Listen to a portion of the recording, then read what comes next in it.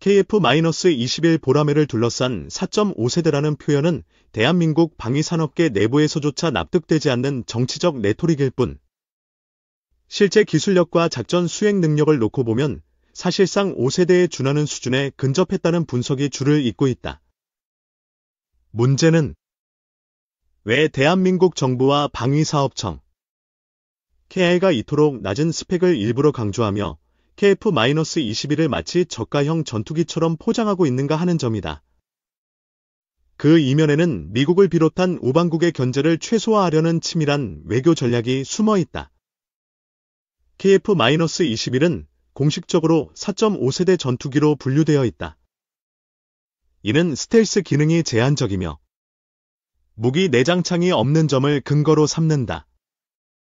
그러나 실제 KF-21의 형상, 레이더 반사 면적, RCS, 전자전 대응 능력, 능동형 S 레이더 성능, 그리고 데이터링크 기반의 유무인 복합작전 능력까지 감안하면 단순한 4.5세대 수준으로 치부하기 어렵다.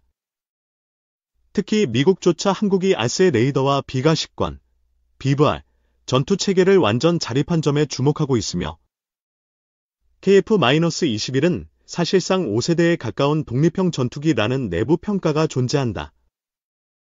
실제 KF-21은 외형부터 스텔스성을 고려하여 설계되었다. 무장 내장창이 없는 대신 기체 형상은 미공군의 F-22 랩터 및 F-35와 유사한 디자인, 다이버팅 서프레스 인넷, 흡입구와 각도화된 기체 라인을 갖추고 있다. KI는 이를 통해 RCS를 0.5평방미터 이하로 억제하는 데 성공했다고 밝힌 바 있다. 이는 러시아의 수-57이나 중국의 J-20보다 낮은 수준이며 일부 분석에 따르면 RCS를 줄이기 위한 레이더 흡수 소재, RAM의 적용도 F-35의 버금가는 단계로 진행되고 있다는 정황도 포착되고 있다. 또한 알스의 레이더 성능은 세계 최고 수준으로 평가된다.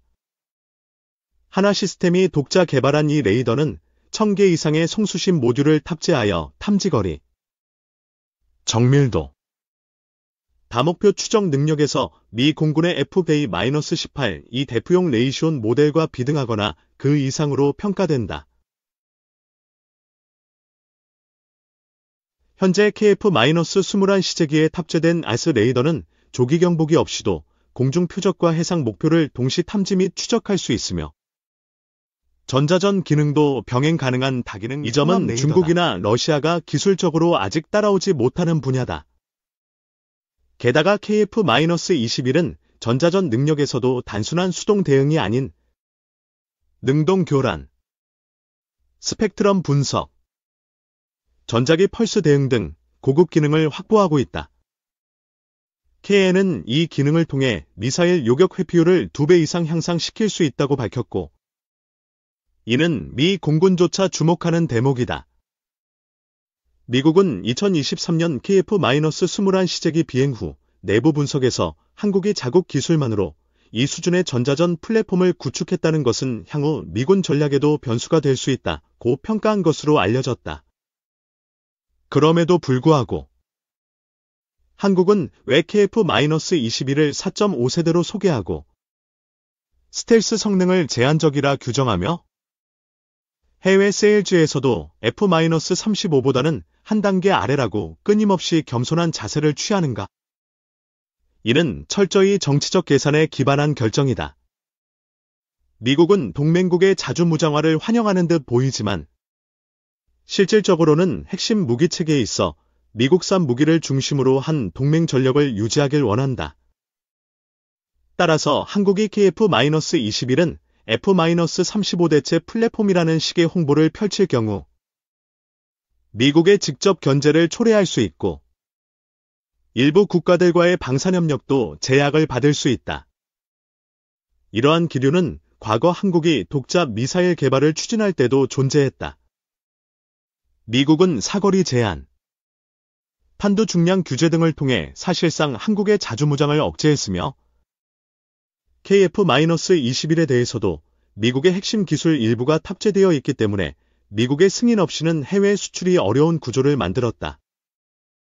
이에 따라 한국은 미국과의 마찰을 피하면서도 실질적 기술 자립과 글로벌 방산 시장 진출이라는 목표를 달성하기 위한 전략으로 스펙 낮추기를 선택했다. 예를 들어 KF-21의 블록 1은 공대공 중심의 초기 양산형이며 무장 통합도 제한적이라는 점을 강조하지만 실제로는 블록 2부터 공대지 정밀 타격, 장거리 순항미사일 운용, 무인기 지휘, 자율비행 AI 알고리즘 등이 적용될 예정이고 이들 기능은 이미 상당 부분 시험 완료 단계에 접어들었다. 즉, 현재 공개된 스펙은 의도적으로 제한된 정보에 불과하며 KF-21은 이미 미공개 기능을 다수 내장하고 있는 고급 플랫폼이라는 점이 전문가들 사이에서 공유되고 있다. 더 나아가 한국은 KF-21을 통해 아예 차세대 전투기 설계 기반을 확보했다. 이는 단순히 F-16 대체를 넘어서 유럽과 중동, 동남아를 포괄하는 수출 시장을 겨냥한 차세대 프레임워크를 형성하고 있다는 뜻이다. 실제로 사우디, 인도네시아, 말레이시아, 폴란드, UAE 등이 KF-21에 관심을 보이고 있으며 일부 국가는 F-35보다 싸고 F-16보다 강한 기체로 평가하고 있다. 한국이 공식적으로는 이를 부인하면서도 내부적으로는 호세대 미만, 4.5세대 이상이라는 새로운 카테고리 창출을 고려 중이라는 소식도 있다.